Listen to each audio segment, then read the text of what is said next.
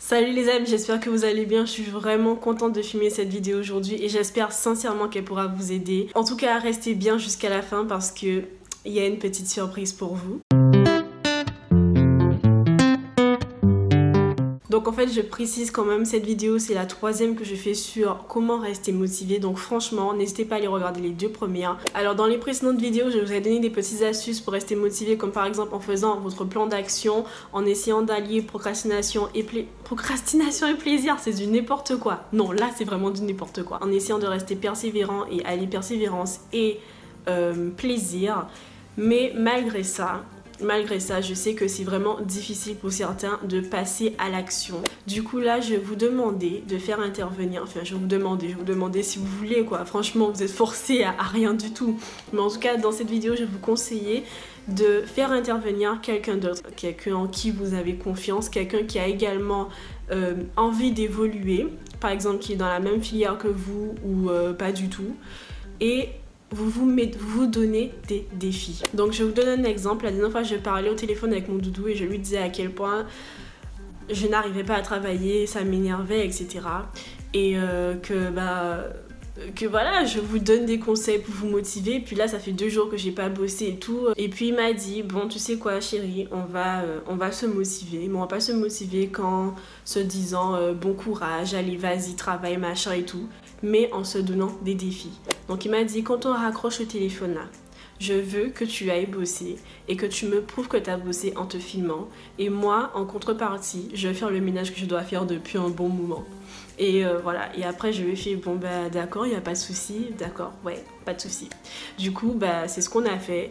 Il devait lui m'envoyer des snaps pour me prouver qu'il a nettoyé la maison. Voilà, et moi, bah, comme je filme là, je me suis filmée, bon, pas vraiment comme ça, j'ai mis le téléphone un peu plus de côté. Et il avait la confirmation que j'avais bossé. Je pense que vous avez vu l'idée et l'intention qu'il y avait derrière. En fait, il m'a poussé à me mettre à l'action. Et je pense que s'il m'avait rien dit ce soir-là, j'aurais peut-être fini par regarder un truc sur Netflix et j'aurais pas bossé. Quand j'ai repensé à cette situation, je me suis dit, mais en vrai, l'année où j'étais la plus régulière, quasiment carrée toute l'année, c'est quand j'étais en PACES. Et oui, c'est vrai qu'il y avait la pression du concours. Et oui, je savais que les autres bossaient, du coup, il fallait que je bosse. Ben voilà, la pression du concours, quoi. Mais il y a un truc auquel j'avais pas vraiment pensé. C'est que j'étudiais avec mon amie. On n'étudiait pas ensemble, c'est-à-dire qu'elle venait chez moi. Elle a carrément vécu chez moi pendant une période. Et nous avions chacune notre espace, on travaillait séparément. Et en fait, le soir, on devait se rendre des comptes, on devait se poser des questions sur les cours, etc. Et du coup, ça me motivait durant la journée à me dire, il faut que tu bosses. Peu importe comment se déroule ta journée, tu dois bosser puisqu'à la fin, tu sais qu'elle va t'interroger sur le cours. Le truc, c'est que comment on procédait, par exemple, on pouvait même ne pas forcément apprendre les mêmes cours. Et tout ce qu'on faisait, c'est on donnait, par exemple j'avais mon cours, je lui donnais mon cours, elle me donnait son cours et on devait piquer des questions, on devait prendre une phrase au hasard dans le texte et le transformer en question où elle doit répondre vrai ou faux, ou soit où c'est une question ouverte et elle doit vraiment me donner une réponse. Et tu vois, le fait que je savais que j'aurais eu ça à la fin de la journée, ça me poussait à vraiment travailler. C'est vraiment là que j'ai pris conscience à quel point le fait qu'elle soit là et pu m'aider en fait. C'est pas que je n'aurais pas réussi sans elle, puisque oui j'aurais travaillé, mais je pense que je n'aurais pas autant travaillé si elle n'avait pas été là. Parce qu'en fait c'est ça, faut pas se mentir, la majorité d'entre nous, nous travaillons sous pression. C'est-à-dire que pendant toute l'année, on va faire le minimum, voilà, et arriver peut-être 1 mois, 2 semaines avant les examens, c'est là qu'on se donne à fond, qu'on commence vraiment à bosser et à vraiment se préparer pour les examens. Voilà, tu vois, c'est un peu ça. Mais le truc dans ça, c'est que oui, pendant ce laps de temps, on va être super efficace parce qu'on va aller droit à l'essentiel, on va vraiment travailler comme il le faut, si on a déjà plus ou moins sa méthode. Mais le truc, c'est qu'on le fait en un temps très limité. Et ça, c'est stressant. La veille, on se dit, mais purée, mais si j'avais plus de jours, je suis sûre que j'aurais pu faire mieux. Je sais pas si toi, tu t'es déjà dit ça, mais moi, je me suis déjà dit ça. Et j'essaye, en tout cas, d'année en année, de me mettre au sérieux le plus tôt possible parce que honnêtement, ce qui paye, c'est la régularité. Et si vous avez un ami ou une amie avec qui vous pouvez bosser et être régulier, ou un groupe d'amis, peu importe. Après, pour faire ça, il faut vraiment être dans l'optique de je veux avancer. Ce que je dis, cette astuce, si on veut, c'est pas un truc qui doit perdurer. Faut pas que ça soit votre seule source de motivation, que d'autres personnes vous motivent pour que vous passiez à l'action. Ça doit juste vous servir au début si vous avez vraiment du mal à prendre sur vous pour vous mettre à l'action. Mais après, le truc, c'est qu'à force de travailler, vous vous habituez à cette routine. Et le truc, c'est que plus vous vous habituez, moins ce sera difficile après de le faire par vous-même. Vous êtes habitué à bosser, du coup, qu'il y ait une personne ou pas, ça vous dérange pas tant que ça. Parce qu'il ne faudrait pas que le jour où la personne avec qui vous étudiez, elle ne puisse pas étudier parce qu'elle a un rendez-vous, je sais pas quoi, et que vous ne travaillez pas sous seul prétexte que la personne n'est pas là. Alors, toute la semaine dernière, j'ai bossé en FaceTime avec une amie pour voir un peu ce que ça faisait de bosser en FaceTime. Et en fait, j'ai trouvé que c'était vraiment sympa cette option. Par exemple, si vous avez envie de bosser avec une personne mais que vous n'êtes pas forcément dans la même ville ou vous ne pouvez pas vous déplacer, c'est une alternative que chacun reste chez soi. Que chacun reste... Ah putain! C'est une alternative que chacun reste chez soi. Je l'ai là.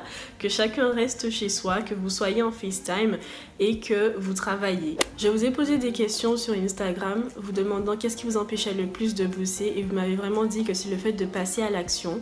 Donc durant toute cette semaine-ci, je vais vous faire un petit cadeau. Je ne sais pas si ce sera un petit cadeau pour vous, mais je vais vous booster et essayer de vous faire passer à l'action. Toute la semaine du 19 mars, on va travailler ensemble. J'ai créé un document que j'ai mis sur ma page Facebook, donc je vais mettre le lien de ma page Facebook en barre d'infos. Il faudra juste que vous mettiez votre nom dans une plage horaire. Donc en fait, c'est des plages horaires de 2 heures. Donc je travaillais pendant 2 heures à chaque fois avec une personne. Où en fait, durant les 5 premières minutes, vous allez me poser les questions que vous voulez en rapport avec votre méthode de travail pour qu'on puisse essayer de l'améliorer ensemble. Ou si vous avez des questions par rapport à mes vidéos, il y a un truc que vous n'avez pas compris dans une de mes vidéos et que vous voulez un approfondissement, etc. Donc pendant les 5 premières minutes, on va faire ça. Et ensuite, on va bosser pendant 1 heure. On va prendre une petite pause de 10 minutes et ensuite on va recommencer à bosser pendant 1 heure et après on va faire un petit débrief à la fin et on va se dire au revoir. Et si vous avez la motivation de continuer à bosser, même sans moi, vous allez continuer à bosser. Donc pour pouvoir participer à ce truc, il faut être déjà abonné à ma chaîne YouTube, il faut s'abonner à la page Facebook et remplir et mettre votre nom. Voilà, franchement, il n'y a rien de plus simple. C'est pas un truc stressant, genre il faut bien s'habiller, machin et tout. Franchement, je vous le dis, on va juste parler pendant 5 minutes et après on fera que bosser, on va même pas se regarder. C'est vraiment juste histoire de bosser ensemble et tout. Logiquement, pas de téléphone pendant qu'on bosse.